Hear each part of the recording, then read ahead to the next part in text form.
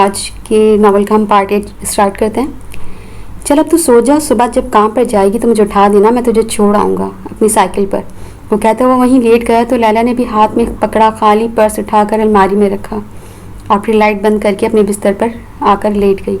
इसे पता था वो क्या सोच रहा होगा, वो 10 लाख कहाँ खर्च करेगा, इसे कुछ अंदाज़ा नहीं था। उसने मुश्किल से आंखें बंद की और फिर कुछ ही देर में उस पर नींद मेहरबान हो गई। सुबह का वक्त था। जेजे आईने के सामने खड़ी थी जबकि जुनेद सोफे पर बैठा अपने शूज़ पहन रहा था। जुनेद जॉब पर जबकि जेजे अस्पताल जाने की तैयारी कर रही थी। आज मैं छोड़ देता हूँ तुम्हें, तुम्हारी दोस्त अभी तक नहीं आई, ये ना वो ना आए और तुम्हें पछतावा हो कि काश मैं जुनेद के साथ चली जाती। जुनेद ने हाथ में वॉच पहन कर कहा तो जेजे ने घड़ी की तरफ देखा। डायना ने नहीं आना था, ये तो बस जुनेद उसके साथ नहीं जाए इसलिए उसने ये सब कहा था। हाँ, उसने मुझे कहा था वो थोड़ी लेट हो जाएगी तो मैं परेशान ना हूँ क्योंकि डॉक्टर भी लेट ही आते हैं। जैसे ने कहा तो जुनेद ने इस बात में सर हिलाया। ठीक है, फिर मैं चलता हूँ, डॉक्टर के पास से आकर मुझे मैसेज या फिर कॉल कर लेना, जुनेद ने कहा और फिर चला गया। जबकि जुनेद के जाते ही जैसे खिड़की के पास आई थी। इसने खिड़की के पास आकर नीचे देखा जहाँ अब जुनेद खड़ा गाड़ी में बैठ रहा था। उसने इंतज़ार किया और कुछ ही देर में गाड़ी घर से बाहर जा चुकी थी। जैसे ने गाड़ी के जाते ही सुख का सांस लिया और फिर जल्दी से अपने मोबाइल की तरफ आई जो उसने बेड के साइड में टेबल पर रखा हुआ था। इसने कोई नंबर मिलाकर फ़ोन कान से लगाया था जो अगले ही लम्हे उठा लिया गया था। जैसे तुम कहाँ हो, यहाँ लैला भी आ चुकी है, डायना ने फ़ोन उठा के साथ ही कहा। बस मैं आ रही हूँ, जुनेद अभी भी गए हैं, सिर्फ 10 मिनट दो मुझे, मैं बस आ रही हूँ, जैसे ने कहा तो डायना ने ओके कहकर कॉल काट दी। जैसे ने अपना कोट उठाया खुद बाहर चली गई।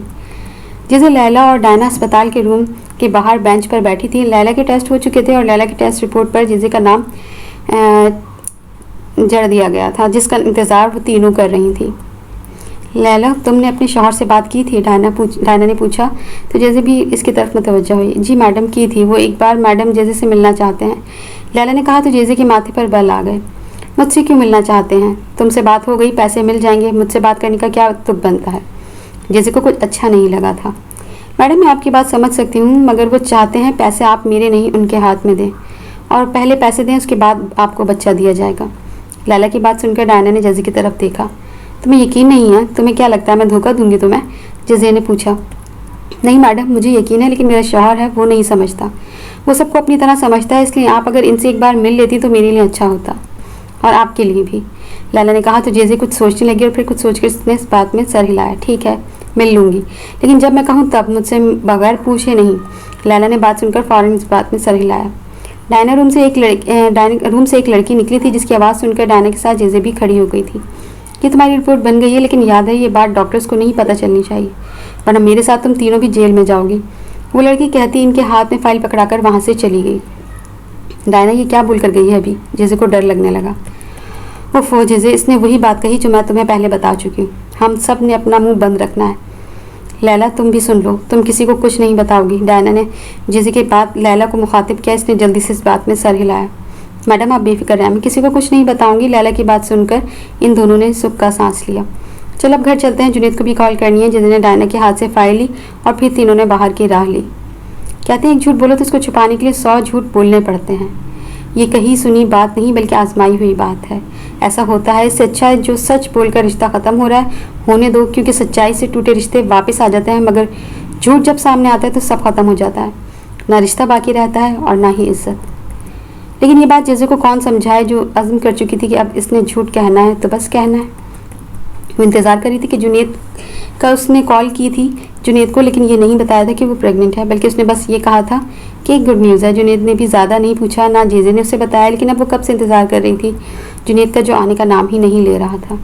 इसने जुनेद को कॉल करने के लिए मोबाइल उठाया ही था कि दरवाजे पर बैल हुई। वो समझ गई थी कि जुनेद ही होगा। वो मोबाइल वापस रखकर जल्दी से दरवाजे की तरफ गई। जैसे ही सामने दरवाज़ा खुला तो सामने लैला खड़ी थी। लैला तुम यहाँ क्या कर रही हो? जैसे को डर था कहीं जुनेद ना आ जाए। हेलो मैडम, कैसी हैं आप? जैसे ने लैला के पीछे आदमी को देखकर समझ गई ये लैला का शौहर ही है, मगर इसने कहा था जब वो कहेगी तब मिलवाए, तो फिर लैला अभी क्यों ले आई थी इसे? लैला मैंने तुम्हें कहा था जब मैं कहूँ तब आना, तुम अभी इसे क्यों आ गई हो? जुनेद के आने का वक्त है। जैसे को गुस्सा आने लगा। मैडम मैं मजबूर हूँ, ये खुद आना चाहते थे, मैंने रोका मगर ये माने नहीं, मुझे माफ़ कर दें, बस आप इनकी बात सुन लीजिए फिर हम चले जाएंगे। लैला की बात सुनकर लग भी रहा था कि उसे ज़बरदस्ती लाया गया है। जैसे ने अजीब सी नज़र से उसे देखा, फिर दरवाजे के सामने से हटकर इन्हें अंदर आने का कहा। इजाज़त मिलते ही सबसे पहले वो अंदर आया था और इसके पीछे ही लैला। जैसे दरवाज़ा बंद करके अंदर आई, फिर दोनों को सोफे पर बैठने का इशारा किया। जी कहें, क्यों मिलना था आपको मुझसे? जजे ने पूछा। मेरा नाम जेम्स है, लैला का महबूब और शौहर हूँ। मुझे आपसे ये बात करनी है कि मेरा बच्चा आपको तो रही है, लेकिन दे तो रही है, लेकिन 10 लाख कुछ नहीं है। मेरा मतलब है 20 लाख तो होने ही चाहिए। जैसे पहले ही समझ गई थी ज़रूर ये पैसों की बात करेगा, और इसने वही की, जबकि लैला बस चुप बैठी थी। बच्चा तो पैदा होने दो पहले, दे दूंगी 20 लाख, जैसे ने कहा तो जेम्स की आंखें खुली की खुली रह गई। वो सोचने लगा अगर वो ज़्यादा बोलता तो शायद वो ज़्यादा भी दे देती, मगर नहीं, इतने बहुत थे। इसके लिए इसने खुद को तसल्ली दी। बस हो गया, यही पूछना था, अब जाओ, मेरे हस्बैंड आने वाले हैं। जैसे खड़ी हुई तो साथ ही लैला भी खड़ी हो गई। मैडम, आपने चाय पानी नहीं पूछा। माना हम गरीब हैं, लेकिन इंसान तो है ना। क्यों लैला, ठीक कह रहा हूँ ना? मैडम, आपने चाय पानी नहीं पूछा। माना हम गरीब हैं, लेकिन इंसान तो है ना। क्यों लैला, ठीक कह रहा हूँ ना? जेम्स ने लैला की तरफ देखकर कहा तो लैला चुप हो गई, जबकि जैसे को इस पर शदीद गुस्सा आया, मगर मजबूर थी, गुस्सा कर भी नहीं सकती थी। जैसे को पता चल गया था वो पैसों की ही बात करेगा, इसलिए वहाँ से उठी और अपने कमरे में गई। और कुछ मिनट बाद ही जब वो आई तो उसके हाथ में पर्स था। वो इन दोनों के सामने आकर खड़ी और फिर पर्स में से कुछ नोट निकालकर टेबल पर जेम्स के सामने फेंके, नेक अंदाज में रखे। जेम्स खुश हो गया। इतना पैसे देखकर उसने जल्दी से आगे होकर पैसे उठाए और इतनी ही जल्दी से जेब में डालकर खड़ा हुआ। लैला को जैसे के सामने शर्मिंदगी हुई कि उसका शौहर कितना लालची है। वो आँख भी ना मिला पाई जैसे से। अब तुम्हारे चाय पानी का भी इंतज़ाम कर दिया है मैंने, अब तुम यहाँ से चलते बनो, जैसे ने कहा तो वो हंसता हुआ लैला का हाथ पकड़कर वहाँ से चला गया, जबकि जेजे सर पकड़े वहीं सोफे पर बैठ गई। इस लालची इंसान का मुंह बंद रखने के लिए बहुत पैसे चाहिए होंगे, वरना जुनैद को सब बता देगा। जेजे की सोच पता नहीं कहाँ कहाँ जा रही थी। जेजे ने दरवाज़ा क्यों खोला हुआ है, ऐसे क्यों बैठी हो? जुनैद की आवाज़ सुनकर वो घबराते हुए जल्दी से खड़ी हुई। वो तुम्हारा इंतज़ार कर रही थी, तो बस इसीलिए खोला हुआ था। जेजे ने जल्दी से बहाना बनाया तो जुनैद इस बात में सर हिलाकर वहीं सोफे पर बैठ गया। जुनैद ने शुक्र किया कि जुनैद ने लैला और जेम्स का नहीं पूछा, शायद इसने देखा ना हो। क्या गुड न्यूज़ देनी थी तुमने, अब बता दो, जुनैद ने कहा तो जैसे मुस्कुराते हुए कमरे में आ गए। जब वापस आई तो उसके हाथ में एक फाइल थी जो लाकर उसने जुनैद के सामने रख दी। ये क्या है, जुनैद ने पूछा। देख लो खुद ही, जैसे ने मुस्कुराते हुए कहा, फिर खुद भी जुनैद के सामने बैठ गई। जुनैद ने फाइल उठाई और उसे खोलकर इसने जैसे पढ़ना शुरू किया, वैसे वैसे उसके लब मुस्कुरा रहे थे, जिन्हें देखकर जहाँ जैसे खुश हो रही थी वहीं थोड़ा घबरा भी रही थी। जैसे ये सब शुक्र मेरे अल्लाह का, जुनैद ने ऊपर देखकर कहा और फिर जैसे की तरफ देखा। ये वाकया मेरे लिए बहुत खुशी की बात है। ये वाकई मेरे लिए बहुत खुशी की बात है। जैसे शुक्रिया मुझे इतनी बड़ी खुशी देने के लिए। जुनैद को समझ नहीं आ रही थी वो अपनी खुशी का कैसे इजहार करे। जुनैद, अब तो तुम्हारे घर वाले मान जाएंगे ना? जैसे ने जिसके लिए ये सब किया था आखिरकार वो पूछ ही लिया। मुश्किल है लेकिन नामुमकिन नहीं, मैं मना लूँगा इन्हें। अब ये बच्चा ही हमें दादी से कबूल करवाएगा। जुनैद रिपोर्ट देखकर कह रहा था, जबकि जेजे को एक अलग खुशी हुई थी। अब इसे कोई डर नहीं था कि जुनैद इसे छोड़ देगा या फिर इसकी फैमिली जुनैद की दूसरी शादी कर देगी। अब वो मुतमईन थी। एक हफ्ते बाद, जुनैद, मेरा मम्मी से मिलने का दिल कर रहा है, अगर तुम कहो तो मैं उनसे मिलकर आ जाऊँ? जेजे ने जुनैद के पास आकर पूछा, जो स्टडी रूम में बैठा किसी किताब का मुताला कर रहा था। जुनैद ने जेजे की बात सुनकर नज़र उठाकर उसे देखा। मगर जैसे अभी ज़्यादा सफ़र करना तुम्हारे लिए ठीक नहीं है। जुनैद को उसकी फ़िक्र थी, ये देखकर उसे बहुत खुशी हुई थी। जुनैद, मम्मी को भी तो ये गुड न्यूज़ देनी है ना? और वो जुनैद के करीब आकर बोली तो जुनैद मुस्कुरा दिया। अच्छा ठीक है, चलिए जाना, मगर ध्यान से जाना और जल्दी वापस आ जाना। तुम्हारी मम्मी भी अकेली होती हैं, वो कैसे तुम्हारा ख्याल रखेंगी? जुनैद ने कहा तो जेजे फ़ौरन बोली, जुनैद, मम्मी के साथ 2 मुलाजमा रहती हैं, वो रख लेंगी मेरा ख्याल, तुम फिक्र ना करो, मैं जल्दी आ जाऊँगी रात तक। जेजे ने कहा। ठीक है, ध्यान से जाना। जुनैद की इजाज़त मिलते ही वो स्टडी रूम से बाहर आ गई। उसका इरादा अब कमरे में जाकर तैयार होने का था, मगर दरवाजे पर बैल सुनकर वो कमरे के बजाय दरवाजे की तरफ चल दी। उसने दरवाज़ा खोला तो सामने डायना को देखकर खुश हो गई। डायना तुम? इस वक्त जेजे की हैरत बनती भी थी, क्योंकि डायना कभी बगैर बताए नहीं आती थी। उसने जब भी आना होता था वो हमेशा बता कर आती थी। ये फिर अगर भूल जाती तो रास्ते में एक मैसेज ज़रूर छोड़ देती थी। जी हाँ, मैं और वो भी इस वक्त डायना से पीछे करती खुद अंदर दाखिल हुई तो जेजे ने भी दरवाज़ा बंद किया और इसके पीछे आ गई। जुनैद घर है? डायना ने पूछा। हाँ, आज घर पे है, आज मैं अभी जा रही हूँ मम्मी के घर, इन्हें भी खुशखबरी देनी है, जेजे ने मुस्कुराते हुए कहा, जबकि डायना ने मुँह बनाया था। 1 हफ्ता हो गया तुम लैला से कॉल पर बात करती हो, लेकिन मुझे पूछती तक नहीं, इसकी वजह जान सकती हूँ मैं? डायना ने सोफे पर बैठते ही शुरू हो गई थी। डायना मेरी जान, ऐसी कोई बात नहीं है, बस मैं थोड़ा बिजी थी। तुम तो ऐसे कर रही हो जैसे वाकई तुम माँ बनने वाली हो, और तुम्हें अपना बहुत ख्याल रखना है, डायना ने कहा तो जेजे ने फ़ौरन स्टडी रूम की तरफ देखा जिसका दरवाज़ा बंद था। डायना, क्या बोले जा रही हो? मैंने कहा था ना ये बात अब किसी के मुँह पर नहीं आनी चाहिए। जैसे मैंने ऐसे ही क्या कह दिया, जो सच है वही कहा है, डायना ने टांग पर टांग रखकर कहा। डायना प्लीज ऐसा कुछ मत करना जिसकी वजह से मेरा घर खराब हो जाए। जेजे ने इसके आगे हाथ जोड़े थे। मैं कुछ नहीं करूँगी ऐसा जिससे तुम्हारा घर खराब हो, इसकी तुम फिक्र ना करो। दोस्त हूँ, दुश्मन नहीं। डायना को तरस आ गया था उस पर। बहुत शुक्रिया मेरी जान, तुम बहुत अच्छी हो, जेजे ने उसका हाथ पकड़ कर कहा तो वो हौले से मुस्कुरा दी। कुछ लोगी? जेजे ने पूछा। नहीं, मुझे जॉब पर जाना है, तुम्हारी कॉल नहीं आ रही थी तो सोचे जाके पूछ लूँ सब खैरियत तो है ना। डायना कहती साथ ही अपना बैग लेकर खड़ी हुई तो उसके साथ ही जेजे भी खड़ी हुई। डायना प्लीज़ ये सब राज अपने तक रखना, जेजे ने जाते हुए फिर कहा तो डायना ने मुस्कुराते हुए इस बात में सर हिलाया। शुक्रिया बहुत बहुत तुम्हारा, जेजे ने कहकर उसे हक किया और फिर डायना अलग होकर वहाँ से चली गई। जैसे लॉन्ग कोट पहने और सिर पर ऊन की टोपी पहने किसी के घर के बाहर खड़ी बैल बजा रही थी। काफ़ी बार बैल देने के बाद भी जब कोई नहीं आया वो मायूसी से पलटने ही लगी थी कि दरवाज़ा खुलने की आवाज़ पर वापस मुड़ी। हद है आप लोगों से, कौन इतनी देर में दरवाज़ा खुलता है भला। सूफिया को सामने देखकर इसने थोड़े नखरे दिखाए तो सूफिया अपनी एक इकलौती बेटी को इतने दिन बाद देखकर मुस्कुरा दी। मेरी बच्ची, मैं खाना बना रही थी तुम्हारे लिए, सूफिया इसके साथ अंदर आते हुए बताने लगी। तो आपकी वो मुलाजमा कहाँ है? जेजे ने पूछा। बेटा वो दोनों ज़रा बाजार तक गई हैं सब्जी लेने, अभी आ जाएंगी कुछ ही देर में। जब तक तुम बैठो मैं ज़रा चूल्हा बंद करके आ जाऊँ। सूफिया ने जेजे को बैठाया और खुद किचन में चली गई। जेजे बैठी हुई थी कि इसके मोबाइल पर बैल हुई। उसने जब मोबाइल उठाकर देखा तो इसका मुंह अच्छा खासा बदमज़ा हुआ। उसने यस करके मोबाइल कान से लगाया लेकिन चेहरा अब भी बेजारियत वाला ही बना हुआ था। बोलो।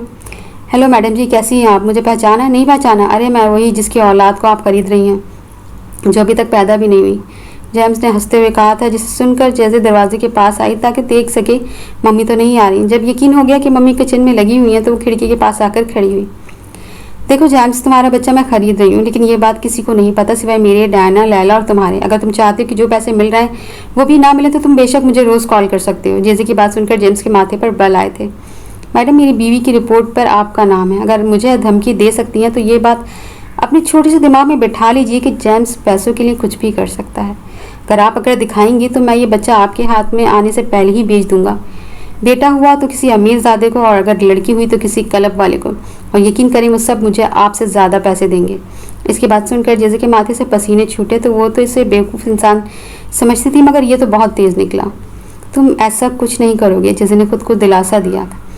मैडम, मैं सब कर सकता हूँ, मैं आपके शौहर को बता भी सकता हूँ, और अगर वो यकीन नहीं करेंगे तो इन्हें कहूँगा कि आ जाएं अस्पताल, चलकर टेस्ट करवा लेते हैं। वो यकीनन मैडम कंप्यूटर कभी झूठ नहीं बोलेगा। जैसे कि हाथ पांव फूल गए थे जेम्स की बात सुनकर। तुम क्या चाहते हो? इसने अपनी अकड़ और अन्ना को साइड पर रखकर पूछा तो जेम्स मुस्कुराने लगा। 30 लाख लूँगा मैं, और ये आखिरी बार है, इसके बाद पैसे नहीं बढ़ाऊँगा, जेम्स ने कहा तो जेजे सोच में पड़ गई। मैं इतने नहीं दे सकती। क्यों नहीं दे सकती मैडम? इतने कम तो हैं ये, बस 30 लाख ही तो हैं। मैंने कौन सा आपसे 50 लाख मांग लिए हैं? मुझे भी एहसास है मैडम आपका। जेजे ने अपने मुंह पर आते हुए बालों को पीछे किया। ठीक है, मैं कर दूंगी, मगर ये मेरे लिए बहुत ज़्यादा है। आराम से करना, अभी काफ़ी वक्त है मैडम जी। ओके, मैं कर दूंगी पैसों का बंदोबस्त, मगर तुम अपनी ज़बान बंद रखना, किसी को पता नहीं चलना चाहिए। जो बच्चा पैदा होगा वो मेरा जुनेद का नहीं बल्कि तुम्हारा और लैला का है। आप बेफिक्र रहें मैडम जी, मेरी ज़बान बंद रहेगी। जैसे ने फ़ोन सामने करके देखा, फिर गुस्से से जैसे ही मुड़ी अपने सामने हैरान खड़ी लड़की को देखकर वो खुद भी हैरान हो गई। इस लड़की को देखकर लग रहा था कि उसने सब सुन लिया है जो कुछ जैसे ने कॉल पर कहा था जेम्स से। तुम? मैडम माफ़ कीजिएगा, मुझे पता नहीं था कि आप यहाँ आई हुई हैं, मैं बस सफाई करने आई थी। इस लड़की ने जल्दी से अपनी सफाई दी। तुमने क्या सुना है? कुछ नहीं, मैंने उसने नफ़ी में कहा। झूठ मत बोलो, तुमने क्या सुना है? क्या हुआ जैसे, क्यों गुस्सा कर रही हो इस पर? सोफिया जो भी कमरे में दाखिल हुई थी, जैसे को इस लड़की के बाजू पकड़े और जीन्स को गुस्से में देखकर उन्होंने पूछा। जैसे ने फ़ौरन इसका हाथ छोड़ा, फिर उसके दिमाग में आया, कह दिया, मम्मी मेरे बैग से पैसे निकाल रही थी, मैंने इसे देख लिया तो ये फ़ौरन मुकर गई। जैसे की बात सुनकर लड़की को शदीद हैरत हुई। उसने सोफिया की तरफ देखकर नफ़ी में गर्दन हिलाई थी। जैसे ये बच्ची बहुत अच्छी है, ये ऐसी हरकत कर नहीं सकती।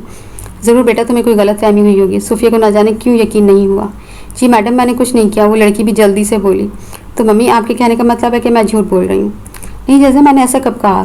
तो मम्मी अभी इसी वक्त इसे नौकरी से फारिग करें, वरना अगर मैं नहीं हुई ये ना जाने क्या कुछ कर देगी आपके साथ। आप तो वैसे अकेली रहती हैं, इसी चीज़ का फ़ायदा ना उठा लीजिए। जैसे ने हकारत भरी नज़र इस लड़की पर डाली जिसका चेहरा अब आंसू से भीग चुका था। जैसे बेटा, ऐसे किसी को नहीं निकाल सकती मैं।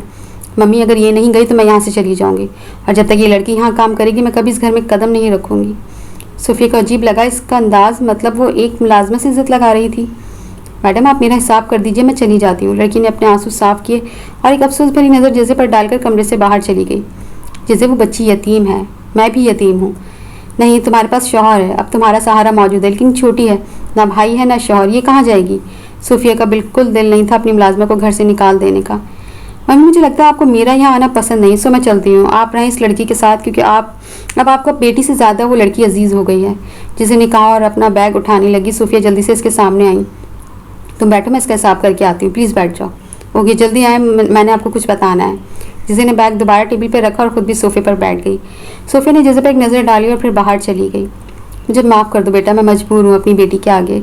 सोफिया इस लड़की के आगे खड़ी माफ़ी मांग रही थी जो अपना बैग तैयार कर रही थी जाने के लिए। कोई बात नहीं मैडम, मेरा रिस्क यहाँ इतना ही लिखा था, लेकिन जाते हुए एक बात कहूँगी, सच्चाई छुप जाती है मगर बुराई एक दिन ज़रूर सामने आती है। सोफिया को इसकी बात समझ नहीं आई, वैसे क्यों कह रही है, लेकिन वो इसकी तफसीर इससे पूछती कि वो लड़की सूफिया के गले लगी और अपना बैग घसीटते हुए वहाँ से चली गई। ये तो तुमने बहुत ही अच्छी खबर सुनाई है बेटा। सूफिया और जेजे खाना खा रही थी जब जेजे ने कहा, जुनीद भी बहुत खुश है मम्मी, वो तो मेरा बहुत ख्याल रख रहे हैं, बहुत प्यार करते हैं मुझसे। जेजे थोड़ा नखरे से बोली तो वो मुस्कुरा दी। हमेशा खुश रहो मेरी बेटी, तुम्हारे नसीब में बहुत खुशियाँ आएँ। शुक्रिया मम्मी। मम्मी एक और बात है, दरअसल बात कुछ यूँ कि जुनीद का ट्रांसफ़र हो गया लंदन, तो मैं शायद जुनीद के साथ वहाँ जाऊँ 1 साल के लिए, लेकिन मैं आपसे राब्ते में रहूँगी, इसकी आप फिक्र मत करना। जेजे की बात सुनकर वो थोड़ा उदास हुई तो चेहरे ने फ़ौरन हल भी बता दिया। ठीक है बेटा, जैसे तुम्हारी मर्ज़ी, बस जहाँ रहो खुश रहो हमेशा।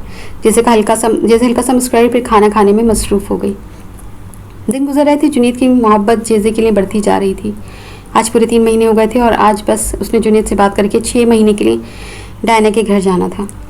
वो कमरे में आई तो जुनीद खिड़की के पास खड़े थे। अब जुनीद का मूड बहुत अच्छा रहता था। इसके साथ हमेशा प्यार से बात करनी, अगर कोई गलती कर भी देती तब भी बस वो खुद को कंट्रोल करते, जेजे पर उस गलती से भी गुस्सा नहीं करते थे। जुनीद मुझे कुछ बात करनी है तुमसे, वो जुनीद के पीछे खड़ी होकर बोली। हाँ बोलो, जुनीद पीछे मुड़कर मुस्कुराते हुए बोले। जुनीद मम्मी की बहुत तबीयत ख़राब है, वो मुझे याद कर रही हैं, डॉक्टर ने इन्हें रेस्ट का कहा है। अगर वो अपना बिल्कुल ख्याल नहीं रखती, अगर तुम इजाज़त दो तो मैं मम्मी के पास चली जाऊँ कुछ महीनों के लिए। जेजे की बात सुनकर जुनीद की मुस्कान मध्यम हुई। लेकिन जेजे इस वक्त तुम्हें खुद आराम की ज़रूरत है, तुम कैसे अपनी मम्मी का ख्याल रख सकती हो। मैं रख लूँगी, और वैसे भी मेरे साथ मुलाजमा भी होंगी, मैं वहाँ अकेली तो नहीं होंगी ना। मम्मी को वही पता है मेरी हालत का, तो वो खुद भी मेरा ख्याल रखेंगी। जुनीद चुप हो गए थे। वो क्या कहते, एक तरफ जेजे की माँ थी और दूसरी तरफ उसकी औलाद की माँ। जुनीद प्लीज़ समझा करो, मैं अपना बहुत ख्याल रखूँगी। जेजे ने इसका हाथ पकड़कर कहा तो वो अब भी खामोशी से जेजे को देख रहा था। ठीक है, चली जाओ फिर। मगर वो खुश हो गई थी, लेकिन जुनीद के मगर ने इसकी खुशी को खुश होने नहीं दिया। मगर क्या, अगर इस बच्चे को कुछ भी हुआ तुम्हारी वजह से, तो दोबारा इस घर में और मेरी ज़िंदगी में कदम नहीं रखना, जुनीद ने कहा। और फिर वो वहाँ से चले गए। जबकि जेजे थोड़ी देर के लिए सुन सी हो गई थी, मगर फिर उसने खुद को संभाला। बच्चे को कुछ नहीं होगा, मैं खुद ख्याल रख लूँगी। लैला का हाँ, बस जेजे को फिक्र ना करो, रिलैक्स रहो, रिलैक्स बेबी। इसने खुद को संभाला और फिर खिड़की के सामने खड़ी ठंडी हवा लेने लगी। बस 1 माह रह गया था और इन 1 माह में जेजे ना सूफिया से मिली थी और ना ही जुनीद से। जुनीद इसे रोज़ कॉल कर लेता था और सूफिया भी इससे बात कर लेती थी। यहाँ डायना के घर में जेजे लैला का बहुत ख्याल रखती थी। इसको अच्छी ग़िज़ा देना, फिर फल रोज़ खिलाना, ये सब जेजे करती थी। लेकिन जिसको ये सब पहली बार मिल रहा था वो तो खुश ही हो गई थी। सभी अपनी जगह खुश थे, लेकिन लैला को बस थोड़ा दुख था। अपनी औलाद किसी और को देना आसान बात नहीं थी, मगर मजबूरी थी और मजबूरी में से ये सब करना था। वो किचन में खड़ी थी। अभी कुछ देर पहले ही वो जेजे के साथ डॉक्टर के पास से आई थी। डायना वहीं अस्पताल में ही थी। लैला मैं सोच रही हूँ बेबी गर्ल है तो क्यों ना हम लोग कुछ और कपड़े ले लें। जेजे किचन के दरवाजे पर खड़ी होकर बोली। मैडम आपकी मर्ज़ी है, जैसे आपकी मर्ज़ी, ये आपकी बेटी है, जैसे आपकी मर्ज़ी। ये बात कहते हुए दिल पर क्या गुजरी थी बस वही जान सकती थी। हाँ ये तो है, मैं ऑनलाइन शॉपिंग कर लेती हूँ। अगर बाहर गई तो यही डर लगा रहेगा कि कहीं जुनीद या मम्मी को ही कहीं ना मिल जाए। जी मैडम, जैसे आपकी मर्ज़ी, लैला ने कहा और काम में लग गई, जबकि जेजे वापस अपने कमरे की तरफ चल दी। आखिरकार वो दिन भी आ गया जिसका सबको इंतज़ार था। जेम्स डायना रूम के बाहर थे, जबकि जेजे और लैला ऑपरेशन थिएटर के अंदर थे। डायना ने जेजे के प्लान के मुताबिक जुनीद को भी कॉल कर दी थी, जो सब काम छोड़कर बस आने ही वाला था।